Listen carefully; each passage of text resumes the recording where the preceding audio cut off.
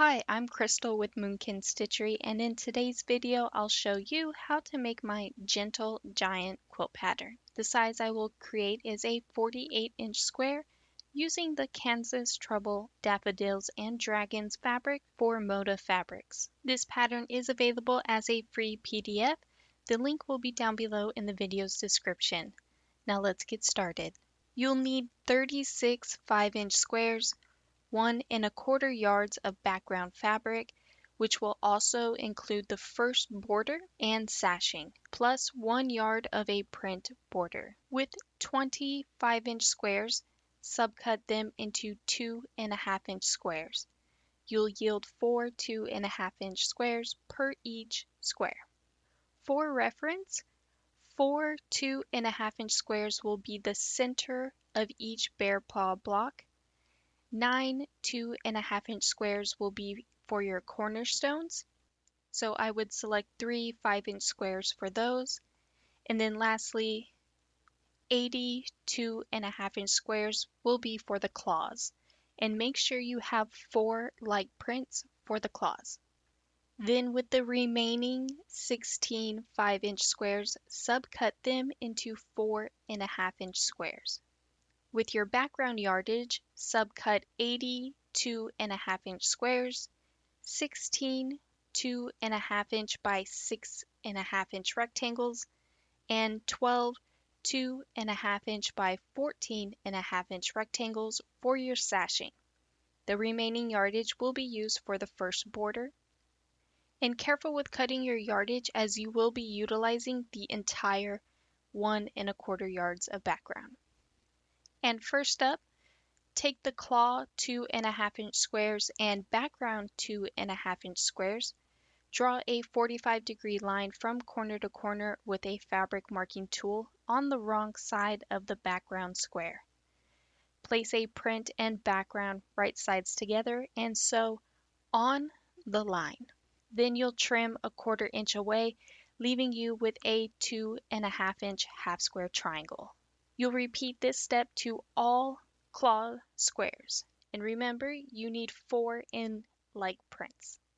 Now we will form a paw by selecting 4 matching 2½ inch half square triangles, 1 background 2½ inch square, and 1 print 4½ inch square, and form the block below. You'll sew all of the blocks together, leaving you with a 6½ inch square. And you repeat this step until you have a total of 16 paws.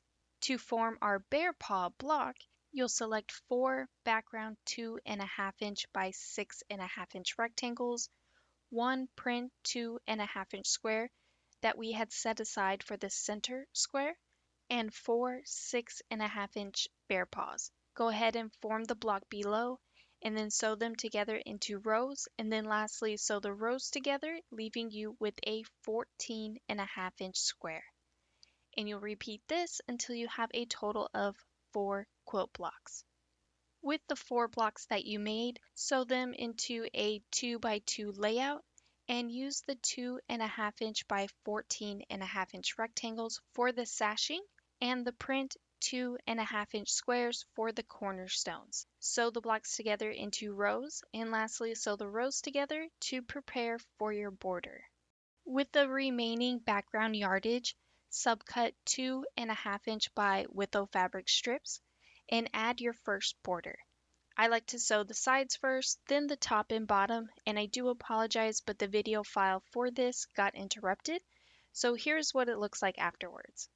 And then lastly, with the print border yardage, subcut 5-inch by Witho fabric strips and sew the sides first, then top and bottom, leaving you with a 48-inch square.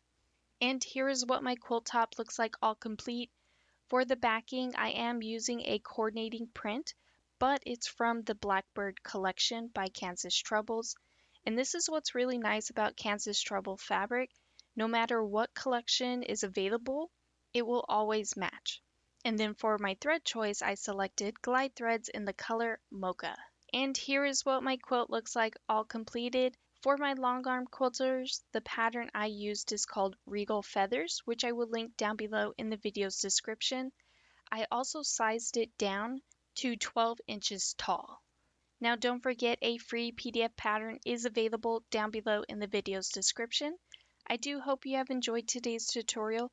If you could please take a moment to hit that like and subscribe button, hit the notification bell so you can be notified for your next amazing quilt project.